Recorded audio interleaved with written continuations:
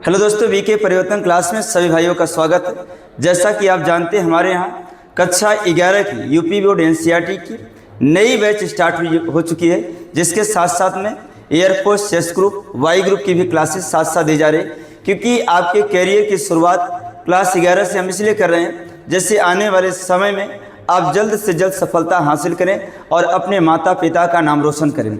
जो बच्चे अभी इसका इंतज़ार कर रहे हैं कि मुझे क्लास 11 कब पढ़ना चाहिए, वो काफ़ी देर कर रहे हैं। क्योंकि आप देख सकते हैं कि हमारे पास क्लास 11 के बच्चे, जो बच्चे अच्छे हमारे टॉपर बच्चे बैठे हुए हैं, और इसलिए हम उम्मीद करते हैं कि आने वाला समय 2028 भी ये बच्चे टॉपर होंगे। ऐसे हमारे विचार हैं और प्रयास भी रहेगा।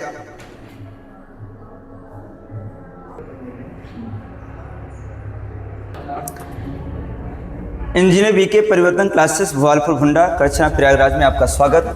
बच्चों, शुद्ध पदार्थ क्या है? ऐसे पदार्थ होते हैं जो केवल एक ही प्रकार के परमाणुओं से, एक ही प्रकार के कण से, अणुओं से, और जिनकी संरचना स्थिर और निश्चित होती है, उससे हम पदार्थ कहते हैं, शुद्ध पदार्थ कहते हैं। जैसे हीरा में जो हीरा बना है वह एक ही प्रकार के परमाणु से मिलकर बना है। सल्फर भी एक ही प्रकार के परमाणुओं से मिलकर बना है। टिन में एक ही प्रकार के परमाणुओं से मिलकर के बना है। शुद्ध पदार्थ वह पदार्थ होता है जो केवल एक ही प्रकार के अणुओं, परमाणुओं से बना होता है और जिसकी एक निश्चित और स्थिर रासायनिक संगठन होता है। इसका मतलब कि उसमें मिलावट नहीं होता, वह बिल्कुल शुद्ध होता। उसके सभी भाग एक जैसे गुण को प्रदर्शित करते हैं, एक जैसी संगठन और उसकी संरचना दिखती है।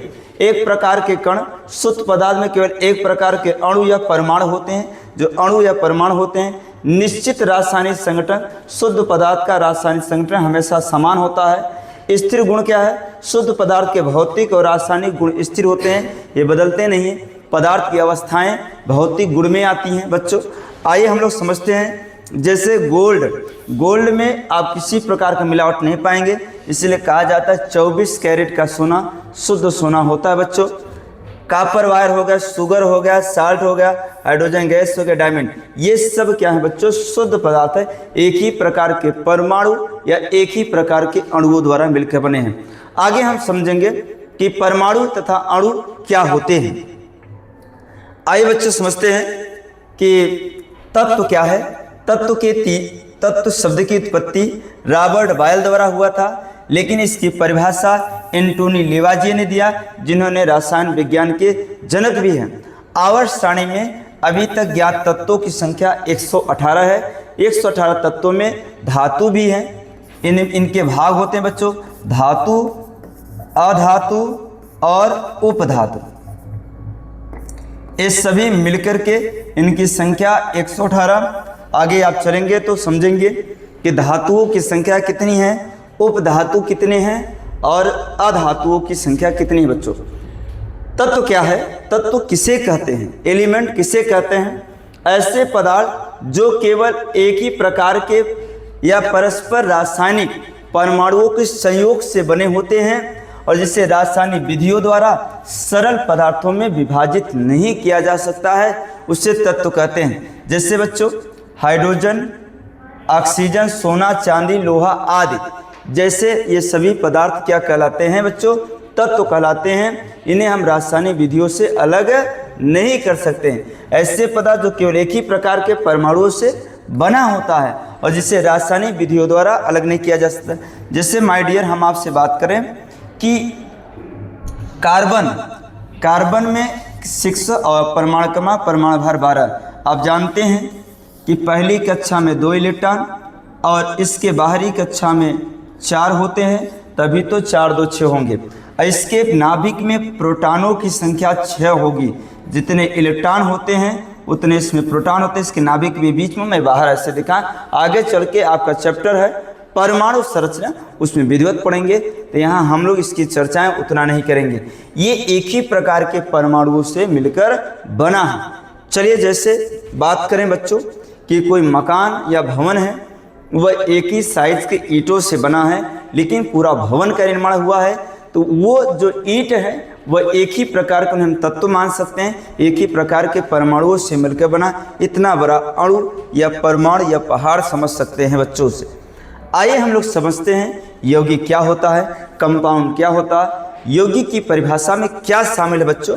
यौगिक के बारे में सबसे पहली जानकारी बच्चों, जैसे NaCl नमक की मैं बात करूं बच्चों, तो इसमें सोडियम का एक परमाणु, क्लोरीन का एक परमाणु, एक परमाणु निश्चित अनुपात में मिलाने से नमक बनता है। जैसे बच्चों जल का निर्माण हाइड्रोजन के 2 परमाणु, ऑक्सीजन के परमाणु, अगर इस निश्चित अनुपात में मिलाओगे, हाइड्रोजन के 2 परमाणु, ऑक्सीजन के 1 परमाणु मिलाओगे तो जल का निर्माण होगा, और इन निश्चित मिलाने से आपका यौगिक बनता है।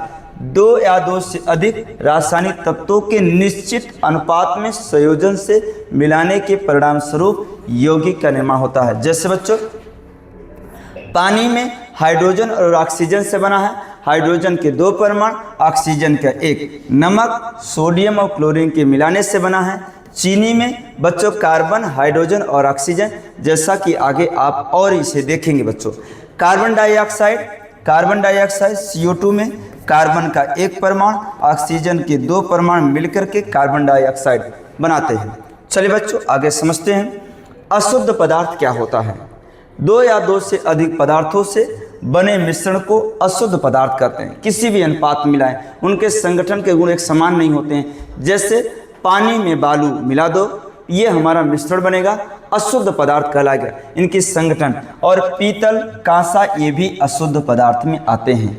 हमारा वायु बच्चों अशुद्ध मिश्रण है कि शुद्ध मिश्रण है, ये आप बताइए बच्चों। वायु में विभिन्न प्रकार की गैसों का क्या है, अनुपात है। चलिए समांगी मिश्रण किसे कहते हैं बच्चों।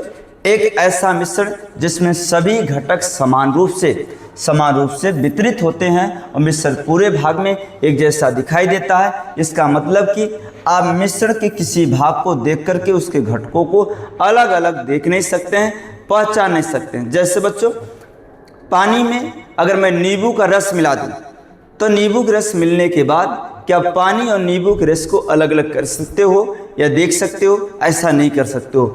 पानी तथा चीनी का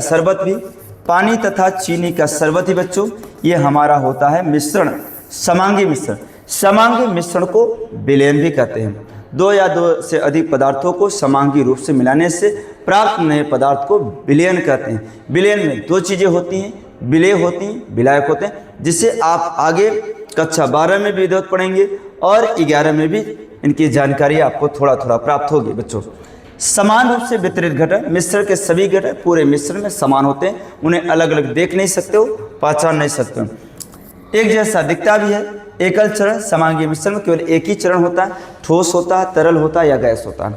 या तो ऐसा नहीं है कि उसमें ठोस भी हो गैस भी हो, वह या द्रव होगा या ठोस हो, एक ही रूप का होता है। इसीलिए बच्चों विलयन 3 प्रकार का होता है, ठोसी विलयन, गैसीय विलयन और द्रवीय विलयन। चलिए बच्चों देखते हैं चीनी का घोल कैसा विलयन होगा। चीनी का घोल कैसा विलयन होगा बच्चों। पानी में चीनी घुल गई, इसका मतलब पानी विलायक हो गया, चीनी विलेय हो गई। विलायक के नाम से विलयन का नाम जाना जाता है। अब विलायक क्या है, द्रव है, इसलिए द्रवीय विलयन हो जाएगा। इसलिए बच्चों द्रवीय विलयन हो गया। नमक का घोल, पानी में नमक का घोल, ये भी द्रवीय विलयन है। नमक घुल जाएगा, नमक विलेय होगा, पानी विलायक होगा बच्चों। हवा विभिन्न गैसों जैसे नाइट्रोजन, ऑक्सीजन, आर्गन का मिश्रण है और ये गैसें समान रूप से वितरित होती हैं।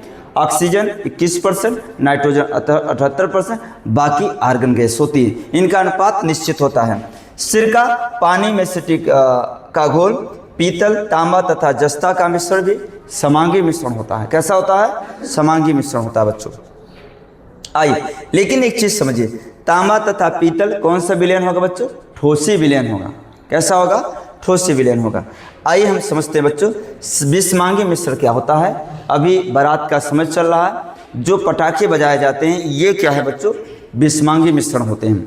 और पानी में बालू के कण मिला दीजिए, ये भी विषमांगी मिश्रण होते हैं।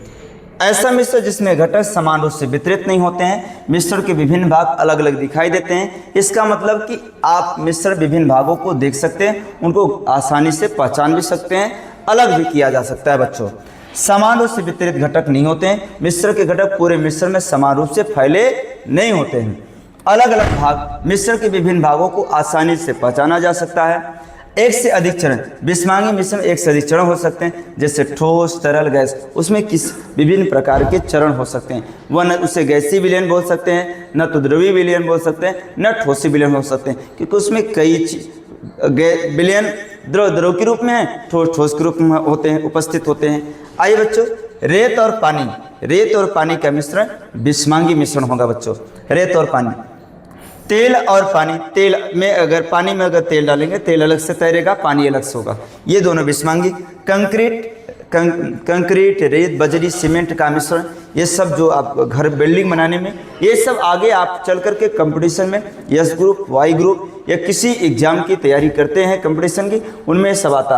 आपका सलाद क्या है बच्चों, जो सलाद खाते हैं, विभिन्न प्रकार की सब्जियों का मिश्रण है, यह विषमांगी मिश्रण है। मैंने बहुत बेहतरीन एग्जाम्पल को सेट किया, क्योंकि बच्चों, और धुआं भी क्या है, आप अगर किसी कंपटीशन में बैठेंगे बच्चों, एक्स ग्रुप, वाई ग्रुप के पेपर देने जाएंगे, तो आप देखेंगे एग्जाम्पल आपको सेम टू सेम मिलेंगे, इस बात की मेरी गारंटी है बच्चों। इसके बाद बच्चों हम लोग बढ़ते हैं कि परमाणु क्या है। परमाणु के बारे में हम लोग समझते हैं।